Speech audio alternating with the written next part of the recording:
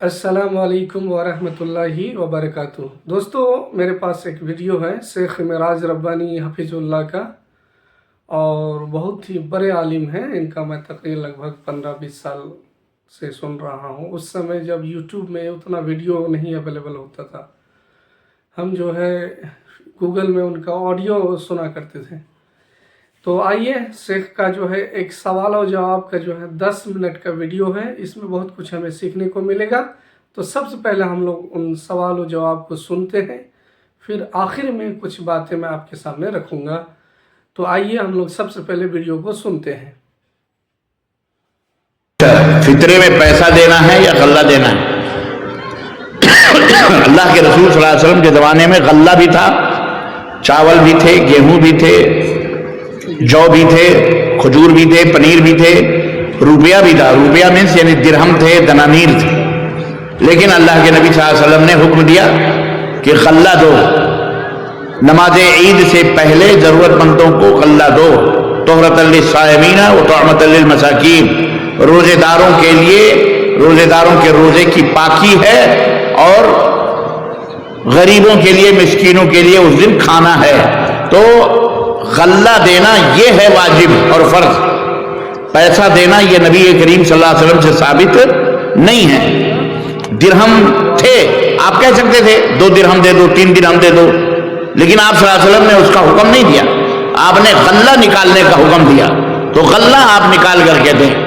البتہ ایک شکل یہ ہوتی ہے کہ کوئی ذمہ دار ہے اور بازار سے اس کے غلے آتے ہیں، جاتا ہے وہ، یا اس کے کفالت میں بہت سارے بیوہ ہیں، یتیم ہیں، مسکین ہیں، یا کوئی انجوز ہے، کوئی ادارہ ہے، اور وہ غریبوں اور مسکینوں کی لسٹ اس کے پاس ہوتی ہے، تو آپ اسے 2.5 کلو کے حساب سے، یعنی 2 کلو 47 گرام، 2.5 کلو کے حساب سے آپ اسے پیسے دے دیں، اور یہ نصیحت کریں کہ اس پیسے سے آپ کو غلہ نکالنا ہے۔ کیا نکالنا ہے؟ اور غلہ محتاجوں تک پہنچانا ہے، خلاص۔ تو اگر وہ کہتا ہے ہاں ٹھیک ہے، کہتا ہے نہیں میں غلہ نہیں نکالوں، میں پیسے دے دوں گا، تو اس کو مت دو۔ لیکن اگر وہ کہتا ہے کہ ہم غلہ ہی نکالیں گے، تو بے شک آپ اس کو دے دو، انشاءاللہ آپ کا صدقہ فطر ادا ہو گیا۔ اب وہ کیا کرتا ہے کیا نہیں کرتا وہ اس کے گلے میں ہے، آپ تو پاک صاف ہو گئے۔ ٹھیک ہے، اوکے۔ اس کے ساتھ اس کا استعمال نہیں بتا رہا کیا یہ کروے جو دیتے ہیں جمع ہوتا ہے، اس کو کہاں استعمال کرنا ہے، کہ ان کو دینا ہے مدرسہ مسجد؟ اب میں نے ایک شکل تو یہ بتایا میں نے کہ کوئی ذمہ دار وہ لے کر کے اور وہ غریبوں مسکینوں میں دے دے۔ دوسری شکل یہ ہے کہ آپ خود غلہ لے کر 10 کلو 20 کلو جو بھی آپ کے گھر کا نکلتا ہے، آپ کے پڑوسی میں غریب مسکین رہتے ہیں، آپ ان کو دے دیں، یا جس کو آپ جانتے ہیں ان تک پہنچا دیں، اس کو رات کو دن میں جب بھی۔ تو آپ انفرادی طور پر بھی دے سکتے ہیں، اور اجتماعی طور پر بھی اگر گاؤں کے مکھیا ہیں، پردھان ہیں، کوئی ہے، جمع کرتے ہیں اور پھر لے جا کر کے وہ دے دیں آپ ان کو، اور وہ غریبوں تک پہنچا دیں، الحمدللہ۔ اس کو دیا جائے یہ زکوٰۃ وغیرہ کی رقم یہ در حقیقت غریبوں مسکینوں کی ہوتی ہے، اس میں مدارس کا تو میں نہیں سمجھتا ہوں کہ کوئی عمل دخل ہوتا ہے۔ مدارس وغیرہ کا اس میں یہ اس دن غریبوں مسکینوں کے لیے کھانے کے لیے ہے، وہ آپ اس میں دے دیں۔ یہ بات ہے، بعض اہل علم نے کہا کہ وہ مدارس جس میں مسکین لوگ طلبہ رہتے ہیں اور ان کے کھانے پینے کا انتظام نہیں رہتا ہے، یا تو اسی صدقہ اور خیرات سے ہوتے ہیں، تو وہ بھی مسکین ہیں، پڑھ رہے ہیں، تو وہ زیادہ محتاج ہیں، تو ان کو بھی آپ دے سکتے ہیں، انشاءاللہ تعالیٰ وہ بھی خیر ہے۔ لیکن اس میں مالدار بھی رہتے ہیں، تو مالداروں کے لیے کھانا جائز نہیں، وہ صرف مسکینوں کے لیے کھانا۔ ایک نوجوان کا سوال ہے کہ میں شادی کرنا چاہتا ہوں لیکن گھر والے شادی کرانے کے لیے تیار نہیں ہیں، تو آپ کی کیا رائے ہے، آپ کیا مشورہ دیتے ہیں؟ لڑکی تو نہیں ہے نا وہ؟ جی وہی مطلب لڑکی ہے کہ لڑکا؟ لڑکا ہے۔ لڑکے کو گھر والوں کی کیا ضرورت ہے؟ یعنی گھر والے کیا ماں باپ کو اگر جب نہیں راضی ہو رہے ہیں تو ایسے ماں باپ کو چاہیے کہ اللہ سے ڈریں کہ بچے کو باغی ہونے پر نہ ابھاریں، ورنہ بچہ باغی ہوگا تو کہیں گے ہمارے بغیر اس نے شادی کر لی. اگر وہ جا کے کہیں زنا کر لے تو اس کے ذمہ دار کون ہوں گے؟ ماں باپ ہوں گے. تو اس لڑکے کو چاہیے کہ اپنے ماں باپ کو بول دے کہ اگر میں کہیں الٹا سیدھا قدم اٹھا لیا تو یاد رہو ساری ناک خاندان کی کٹے گی، پھر چلانا نہیں، تو میں کسی کو لے کے بھاگ جاؤں گا. تو کل کی کل شادی ہو جائے گی انشاءاللہ. اور اگر نہیں کر رہے آپ کر لو نکاح. کسی کو کوئی اپنی بیٹی اگر آپ کو دینا چاہ رہا ہے تو الحمدللہ. اور اگر مثلا یہ ہے کہ آپ کہہ رہے ہیں کہ لڑکی کہہ رہی نہیں اپنے اماں ابا کو بلاؤ، تو آپ جاؤ اپنے ان کو لے کر کے کہ ہم شادی کرنا چاہتے ہیں اور ان کی لڑکی ہے، آپ اس طرح سے ہم اجازت دو، اور اجازت دیں تو ٹھیک، نہیں اجازت دیں تو نکاح پڑھوا لو مسجد میں آ کے. مہر کے پیسے چاہے 2000 چاہے 5000 چاہے 500 مولانا کو ہاتھ میں دے کر کے باپ کو دو مہر کے پیسے اور نکاح کر لو. راضی ہیں تو ہم تم راضی تو کیا کریں گے قاضی. تو میں مشورہ یہ دوں گا کہ آپ جلد سے جلد شادی کریں. آپ ہرگز یہ ماں باپ کا پھنڈا نہیں چلتا. یہ ماں باپ کو چاہیے کہ وہ بھی ڈریں اللہ تعالیٰ سے. جی شیخ، اگلا سوال ہے، کیا تراویح کے بدلے اجرت لینا جائز ہے؟ تراویح کے بدلے نہیں، وہ جو اپنا وقت دے رہا ہے اس وقت کی اجرت، وقت کی قیمت ہوتی ہے. قرآن کی کوئی قیمت مائی کا لال نہیں ادا کرتا ہے. یا ہم بیٹھ کر کے آپ کے سامنے 2 گھنٹے 4 گھنٹے یا علماء بیٹھ کر کے جو درس و تدریس دیتے ہیں، اس کا کوئی بدلہ نہیں دے سکتا، اس کا کوئی معاوضہ اللہ کے سوا نہیں دے سکتا، ہرگز نہیں. جو وقت صرف ہوتا، وقت، اس وقت کی جو قیمت ہے کہ اتنے بجے سے لے کے اتنے بجے تک اگر آپ کہیں کوئی محنت کرتے تو آپ کو اتنا پیسہ مل جاتا. تو اس وقت کے بدلے میں آپ نے دین کو پھیلایا یا آپ نے قرآن سنایا یا تراویح پڑھائی، تو آپ اس کو بطور ہدیہ بطور گفٹ آپ اس کو دیں. یہ اس کا حق بنتا ہے بیچارے کا. محنت کرتا ہے، وہ جدوجہد کرتا ہے، وہ آپ کی نمازوں کا امین ہے، وہ آپ کے بچوں کا مربی ہے، وہ آپ کو قرآن سیکھ، اس کا حل. ورنہ اس دعوت و تبلیغ کا معاوضہ کوئی دنیا میں مائی کلال، کوئی سیٹھیا، کوئی ٹاٹا برلا بھی نہیں دے سکتا. اس کا کوئی بدلہ نہیں سوائے اللہ کا. ہاں، اس کے وقت کی جو قیمت ہے، وقت کی قیمت ہوتی ہے. آج کل زمانے میں یا تو پیسہ پھینکو اور یا تو ٹائم پاس پھینکو. اگر آپ کو ٹائم زیادہ ہے، وقت کی قیمت کی میں مثال دوں آپ کو نا. اگر آپ کو دلی جانا ہے تو یہاں سے ٹرین پکڑیے، کتنا گھنٹہ لگے گا؟ کم از کم 24 گھنٹے لگیں گے، 36 گھنٹے. اور اگر فلائٹ سے جانا ہے تو 2-2.5 گھنٹے. کہاں وہ 2 دن لگ رہے ہیں اور پیسہ اس میں 200 یا 150 لگ رہا ہے.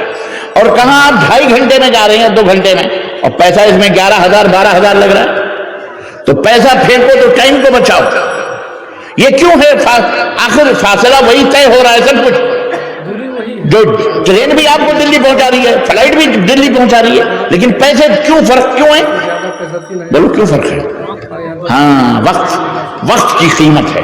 تو آپ جو تراویح کے بدلے میں جو کچھ بھی تراویح کا بدلہ نہیں ہے، اس حافظ قرآن کی محنت اور اس کا جو ٹائم وقت ہے، اس وقت کی قیمت آپ دے رہے ہو. اور بالکل یہ حلال ہے اور جائز ہے. اور یہ صحابہ سے بھی ثابت ہے.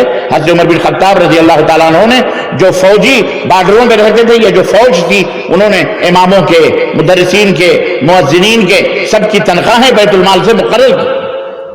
تو یہ اسلام کے اندر جائز حلال. اسلام اتنا تنگ نہیں ہے. اب بعض لوگ ڈراتے ہیں قرآن کی قیمت لے رہا ہے. قرآن کی قیمت اور اجرت کوئی مائی کا لال نہیں دے سکتا. ہم جو وقت لگ رہا ہے اس کی قیمت. جزاک اللہ، آپ نے تشفی بخش جواب دیا. ایک یہ لاسٹ سوال ہوگا انشاءاللہ. اس کے بعد کیا ہے، سوالات کا سلسلہ ختم ہو جائے گا. اگر کسی کے والدین فوت ہو چکے ہوں یا قریبی رشتے دار، تو ان تک پہنچنے والا سب سے بہترین عمل کیا ہو سکتا ہے؟ دعا کریں آپ ان کے لیے. یہ سب سے بہترین عمل ہے. دعا کریں.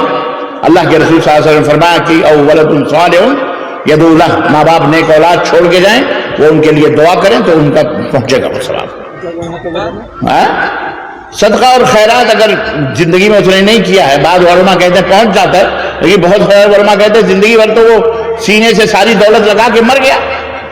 मांगने वालों ने मांगा, मस्जिद बनाने में दे दो, मदरसा बनाने में दे दो, कुआं खुलवा दो, नहीं मेरा माल मेरा माल मेरा। अब मरने के बाद औलाद अगर उसकी तरफ से सदका कर रही है वो फजूल है, क्या फायदा? जो अपने हाथ से न दिया तो आप जबरदस्ती अब क्या करेंगे? इसीलिए कहा गया है कि खर्च करो, अपने हाथ से खर्च करो। तो अपने हाथ से माल जो खर्च कर देंगे वो आपका बचा रहेगा। वही वल आखिरतु खैरुन व अबका, जो माल यहाँ खर्च करो आखिरत में खैर रहेगा, बाकी रहेगा, समझ रहे हैं? और जो दूसरा खर्च करे आपके मरने के बाद, आपकी औलाद लुटाए सोना, तो क्या फायदा? आपको क्या मिलेगा? औलाद को मिलेगा। जी माशाअल्लाह, जज़ाकल्लाहु खैर व बारकल्लाहु फीक। यहीं से सवालात का सिलसिला खत्म होता है।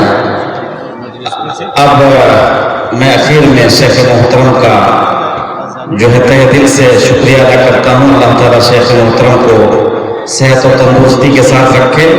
यकीनन आपके बयान से हम सारे लोग सामईन महसूस हो रहे थे। यहीं से इख्तिताम मजलिस का ऐलान किया जा रहा है। सुब्हानक अल्लाहुम्मा व बिहम्दिका अशहदु अन ला इलाहा इल्ला अंत अस्तगफिरुका व अतूबु इलैक। इंशाअल्लाह कल जो है वक्त पे प्रोग्राम शुरू होगा और कल भी शेख मोहतरम रहेंगे और भी दीगर उलमाए किराम की तशरीफ आवरी होगी। चलिए माशाअल्लाह, 4 सवाल थे और चारों का सवालों का जवाब जो है शेख बहुत ही बेहतरीन तरीके से दिया। ठीक है, पहला जो सवाल था आपका वो था किसके बारे में? पहला सवाल यही था जो काफ़ी हमारे यहाँ पे चर्चा होती है, गांव में मस्जिदों में भी चर्चा होती है कि फितरा जो है, ईद उल फित्र जो है, वो जो है गल्ला दिया जाए, अनाज दिया जाए या रुपया दिया जाए। शेख का कहना है कि अनाज दिया जाए, क्योंकि अल्लाह के रसूल के ज़माने में भी दिरहम थे, दिनार थे, तो यानी कि रुपया था, लेकिन अल्लाह के रसूल ने रुपया का बात नहीं बोला है, बल्कि अनाज के बारे में बोला है, गल्ला देने के लिए कहा है।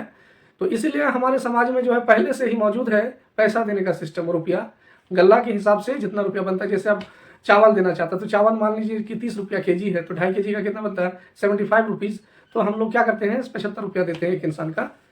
तो अब शेख का कहना है कि नहीं, गल्ला दिया जाए तो ज़्यादा बेहतर है, ये वाजिब है, इनका कहना है। तो इसीलिए अब हम लोग के समाज में जो है दोनों ऑप्शन खोल दिए हैं कि अब एक बार में तो सारा मसला हल नहीं हो सकता है।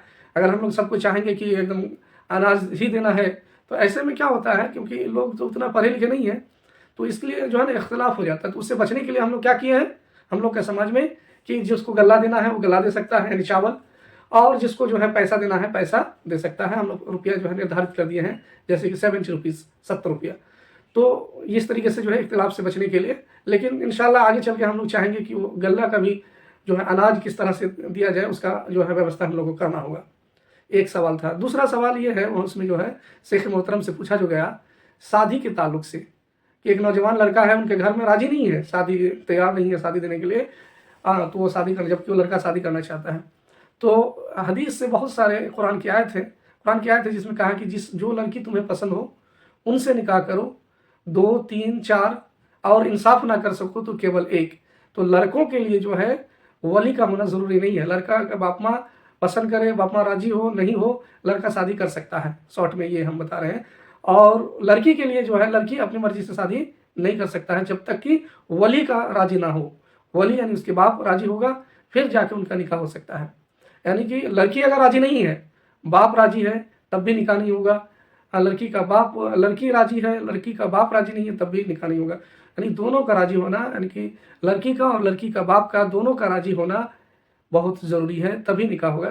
ठीक है, अल्लाह के रसूल खुद अमल किए हैं। हज़रत फ़ातिमा रज़ियल्लाहु ताला अन्हा का जब पैगाम आया हज़रत अली की तरफ से, अल्लाह के रसूल ने जाके खुद पूछा हज़रत फ़ातिमा रज़ियल्लाहु ताला अन्हा से कि आपके लिए जो निकाह का पैगाम आया है, क्या उसमें आप राजी हैं निकाह करने के लिए, क्या मैं हाँ कह दूँ? तो फिर फ़ातिमा ने कहा कि नहीं अल्लाह के रसूल, आप जो कहेंगे उसी में मेरी हाँ है।